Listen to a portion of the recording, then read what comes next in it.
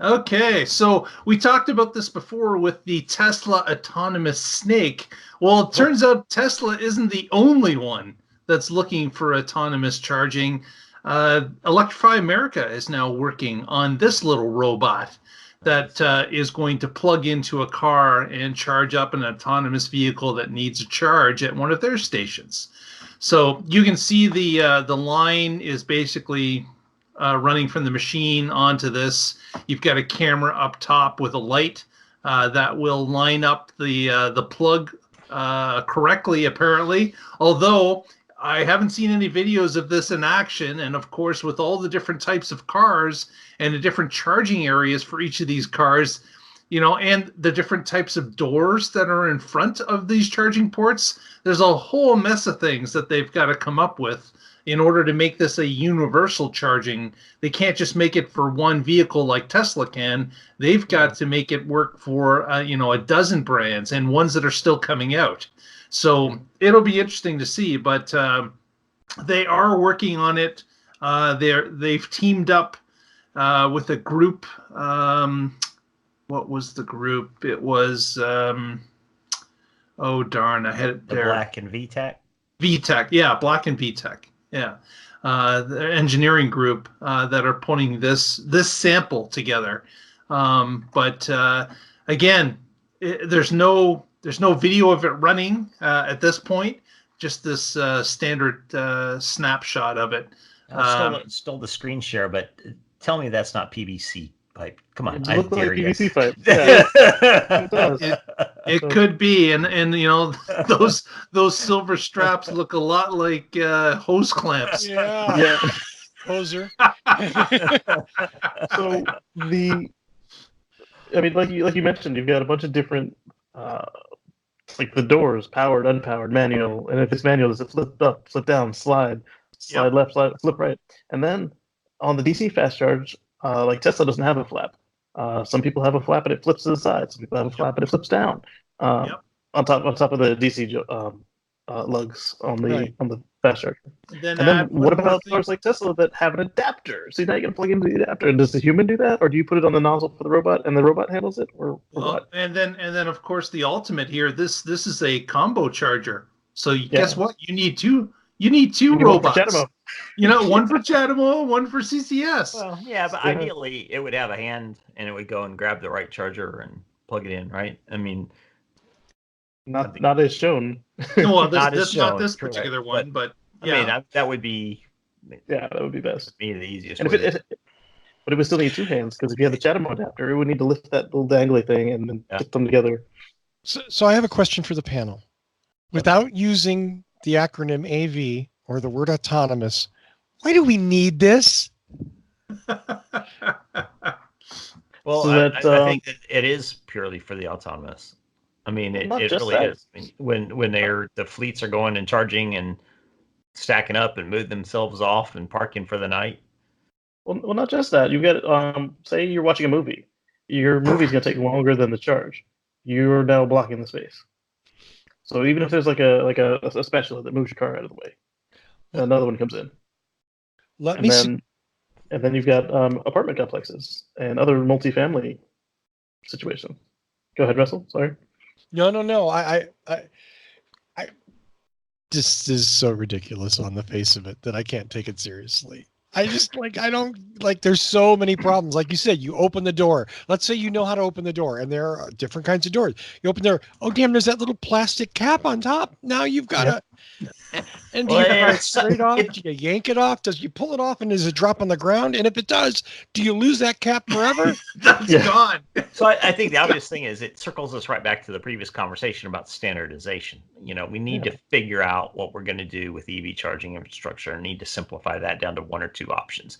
And then design-wise, I mean, everybody ought to have a flap that opens the same way, and it should have a cover or not have a cover, or if it has, so that the robots can be designed. It doesn't have to open the same way, but it should have the same clearance and the same, the way, like you said, the robot knows to get out of the way.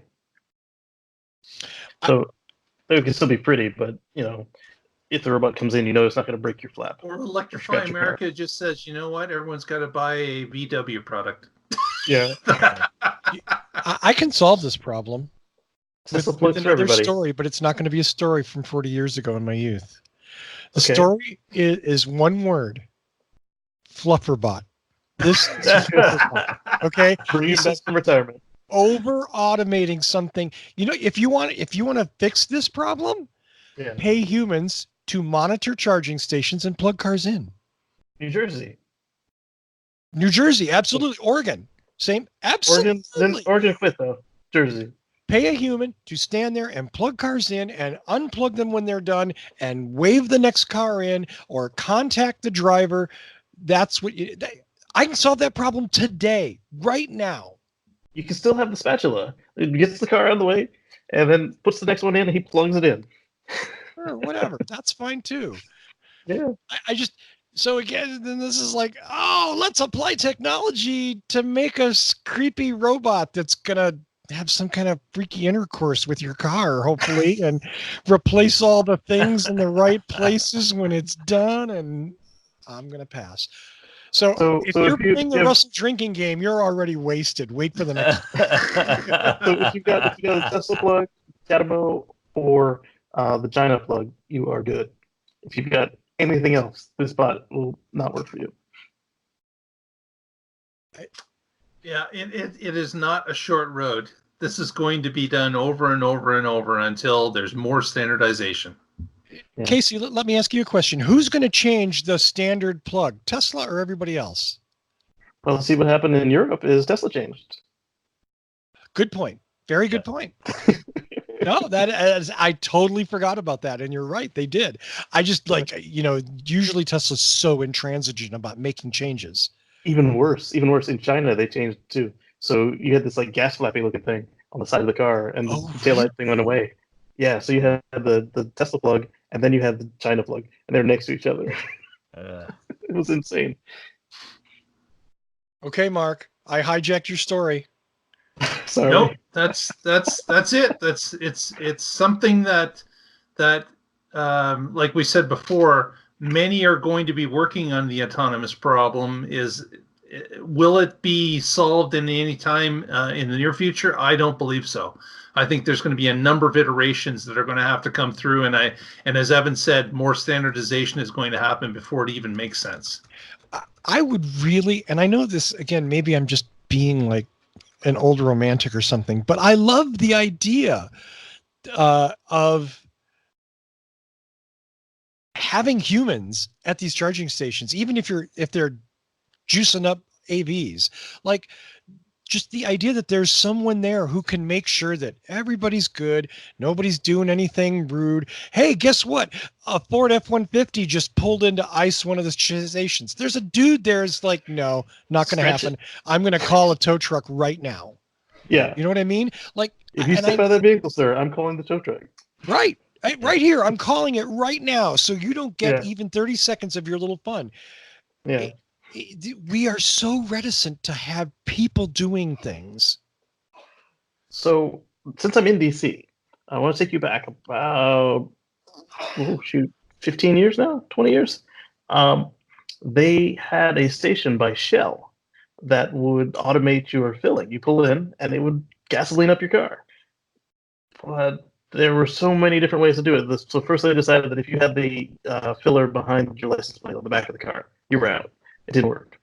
And then they decided, all right, well, we're going to put a sticker on your windshield, on the lower left of your windshield or lower right, whichever it was, that basically encoded for the robot to know where to go to look for the fuel filler. All right. So now it knows how to go there, it knows how to open the door. What if you've got a locking gas cap? So they just gave up. Didn't take long. That was with the standard port. They tried for like a year and then they gave up. Standard port. So the advantage is that EV technology is still relatively new and evolving, and there's opportunity for some standardization that is long gone in gasoline, I think. The other problem is if the gas missed it by a little bit, it would spark, and then that was it.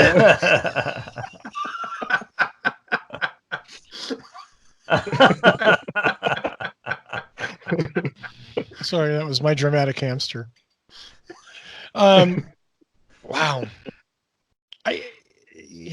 People aren't bad. You can hire people and use humans, and they can solve complex problems all on their own. Even people making minimum wage, monitoring a charge station. But it's tough to get VC dollars for that solution. Sure it is. And you know what? That's a good reason to run down the VC supported business model. Look at Uber and Lyft and what they're doing. Yep. Okay. They are literally, in some cases, decimating mass transit in cities and clogging up roads with their cars. But yay, it's a VC supported solution, and they lose money on every ride. But someday it'll be everywhere. And then when they finally go out of business, now everything is gone because the taxis are gone, the municipality buses and trains are gone, and nobody can pick it up because they run out of town. Yeah, absolutely. I mean, it's what the big boxes did to local retail. Yeah. And then the big box goes out of business, and all of a sudden everybody's like, well, ding dang, I got to drive 35 miles to a hardware store. Well, you should have supported your local business. Yeah. Which isn't to say that local business is always great, but anyway, Right. Let's not go down that rabbit hole. Mark, anything else on that? That's it. Okay.